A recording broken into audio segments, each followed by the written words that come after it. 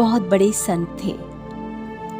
किसी से उन्हें पता चला कि सावन के महीने में शिवजी पे जल चढ़ाने से अपार शांति मिलती है और अपार ज्ञान मिलता है और पुण्य तो मिलता ही है। इसी सोच में सोचकर वह सभी भक्त मंडलियों के साथ कावड़ का जल लेने पहुंच गए। बहुत बड़े संत मैंने इसलिए कहा यहाँ पर क्योंकि वह किसी से कुछ मांगते नहीं थे। उनकी हमेशा यही कोशिश रहती थी कि जैसे भी हो वो दूसरों की मदद कर सके। अब आप कहेंगे कि वह स्वयं गरीब थे तो दूसरों की मदद कैसे कर सकते हैं? कर सकते हैं। बहुत सारे व्यक्ति ऐसे हैं जो यह सोचते हैं कि उनके पास धन तो है ही नहीं, हम भला कैसे किसी की मदद कर सकते हैं? परमात्मा ने तो हमें धन दिया ही नहीं है। यह तो अमीर लोगों का काम है जो कि कंबल दान, भोजन दान कर सकते हैं, लेकिन हमारे हाथ पैर तो दिए हैं ना ईश्वर ने। शरीर अगर आपका ठीक ठाक है तो आप अपनी वाणी से और अपने हाथों से लोगों की मदद कर सकते हैं, चाहे वो जैसे भी हो। इसमें धन की आवश्यकता नहीं है। यही सोचकर भी अपना एक लोटा उठाकर जल यात्रा पे निकल पड़े। पहले उन्होंने हरिद्वार से जल लिया और उसके बाद वह नीलकंठ पर जल चढ़ाने के लिए चल पड़े। सभी ने अपने अपने हिसाब से जल को ले रखा था। कावड़ की तरह आगे पीछे घड़े लटका रखे थे और कुछ ने काफ़ी सारी बॉटल्स। इनके पास भी अपना जल था। जब वह जल उठाकर चढ़ने लगे, पहाड़ी पर चढ़ते हुए अचानक रास्ते में एक गधा बीमार मिला। ऐसा लग रहा था उसको देखकर जैसे वह आखिरी सांसें ले रहा हो। सभी लोग उसको अनदेखा करके आगे बढ़ रहे थे। वह संत वहीं रुक गए। उन्होंने देखा कि लगता है कहीं यह प्यास की वजह से तो नहीं ऐसा हुआ। वे आसपास जल देखने लगे, लेकिन उन्हें कहीं भी जल नज़र नहीं आया। उन्होंने जो जल हरिद्वार से भरा था उस जल को उस गधे को पिलाना शुरू कर दिया। साथी मंडली के साथ वह चल रहे थे। उन्होंने तुरंत कहा, पागल हो गए हो क्या? इतनी दूर पैदल यात्रा करके आए हो और नीलकंठ रह ही कितनी दूर गया है? 2 कदम की दूरी पर है। देखो मंदिर का चोटा दिखाई दे रहा है और तुम ये जल इस गधे को पिला रहे हो। तुम भी नीरे बेवकूफ़ हो, मूर्ख लगते हो मुझे तो तुम। के मांदे भूखे प्यासे तुम इस जल को नीलकंठ पर चढ़ाना चाहिए और तुम इसको पिला रहे हो। हद हो गई भाई।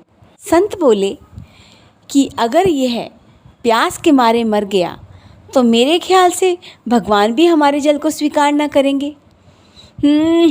तुम्हारी ये तर्क बुद्धि की बातें तुम ही जानो, हम तो अपना जल वहीं चढ़ाएंगे। उन्होंने संत ने देखा कि उनके पास जितना भी जल था उस गधे ने पी लिया और अब वो उठ खड़ा हुआ। सभी के सभी लोग नीलकंठ पर अपनी यात्रा को शुरू करने लगे। वे स्वयं गधे के पास बैठ गए, उसको पंखा झलने लगे और आसपास से थोड़ी बहुत घास लाकर और जो उनके पास कंदमूल थे और फल थे वो उन्होंने गधे को खिलाने शुरू कर दिए। गधा भी बड़े आराम से खाने लगा। वे वहीं बैठ गए, सोचने लगे जब मेरे पास जल ही नहीं है तो मैं चढ़ाऊँगा क्या? थोड़ा विश्राम कर लेता हूँ, उसके बाद मत्था टेक लूँगा। अभी वह बैठे ही थे कि अचानक वहाँ सामने शिवजी प्रकट हो गए। जो कुछ उन्होंने तस्वीरों में उनका रंग रूप देखा था वह उनके सामने था। वे अपनी आंखों को मसलने लगे कि कहीं उनका वहम तो नहीं, लेकिन सच में वह साक्षात शिवजी थे।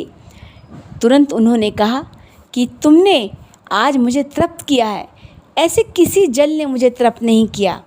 तुमने मुझे अनदेखा नहीं किया। मैं कई दिन से यहाँ पर इसी वेश को धरे रखा हूँ, लेकिन कोई भी भक्तजन मुझे जल नहीं पिला रहा था। मुझे मंदिर में समझकर उस जल को गिरा रहा था। ये कथा पढ़कर और सुनकर मुझे तुरंत देवकी नंदन जी के साथ एक लड़की का वार्तालाप याद आ गया। लड़की ने प्रश्न किया था कि आखिर हम इतना 10-10 किलो दूध या इतना किलो दूध शिवजी पर क्यों चढ़ाते हैं? क्या वो किसी को दान नहीं कर सकते? तो जो उनकी बहस हुई थी वो सभी को पता है। उन्होंने कहा था कि क्या आप अपने वृद्ध माता पिता की सेवा करने के बजाय किसी को दान कर दोगे? वहाँ वृद्ध माता पिता की सेवा एक अलग मुद्दा है और यहाँ पर हम जो पिंडी पर जल चढ़ाते हैं, पिंडी पर जो दूध चढ़ाते हैं, पिंडी पर जो फल चढ़ाते हैं, वह किसी के काम आने चाहिए। आप 10 किलो, 20 किलो, 40 किलो जितना आपसे बन सके अथाह दूध ले जाकर पिंडी को छुआकर उनका आशीर्वाद लेकर उन व्यक्ति तक क्यों नहीं पहुंचा देते? आपने स्वयं नोटिस नहीं किया इस बात को कि बहुत सारे लोग किताबों में पढ़ते हैं कि भगवान जी को घी चढ़ाने से, यानी देसी घी चढ़ाने से धन की प्राप्ति होगी, चावल को चढ़ाने से ये होगा।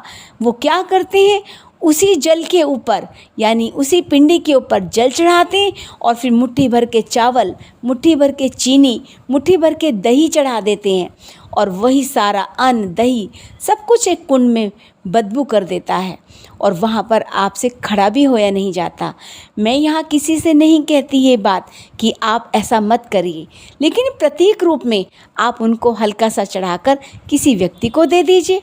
मेरे ख्याल से शिव जी उससे ज़्यादा प्रसन्न होंगे। ये बात पुष्पों की लगती है।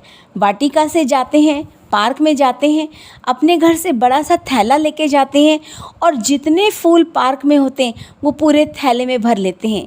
एक दिन तो मैंने प्रश्न भी कर लिया कि क्या आज भगवान जी इन फूलों की चटनी बनाकर खाएंगे या इनका कुछ साग बनेगा?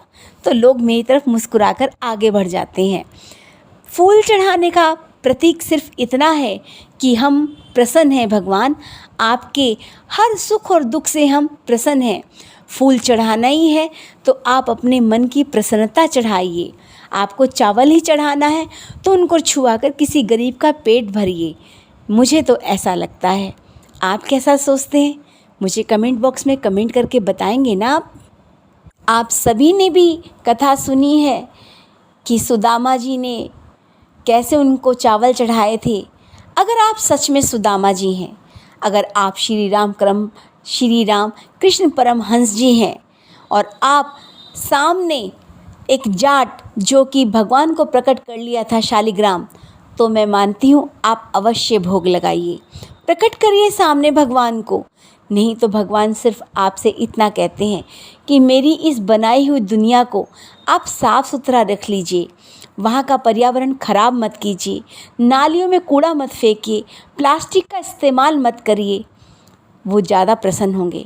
और नहीं तो इंसान बनकर थोड़ी बहुत प्रकृति की सेवा कर लीजिए, भगवान अवश्य ही प्रसन्न होंगे, यकीन मानिए। और सबसे बड़ी बात, आपका मन प्रसन्न होगा, आप अपनी आत्मा को जवाब दे सकेंगे। इसमें किसी ढकोसले की आवश्यकता नहीं रहेगी। फिर से नया विचार लेकर आऊँगी। आप अगर मेरे से सहमत हैं या कोई प्रश्न है, आप मेरे को कमेंट बॉक्स में कमेंट कर सकते हैं।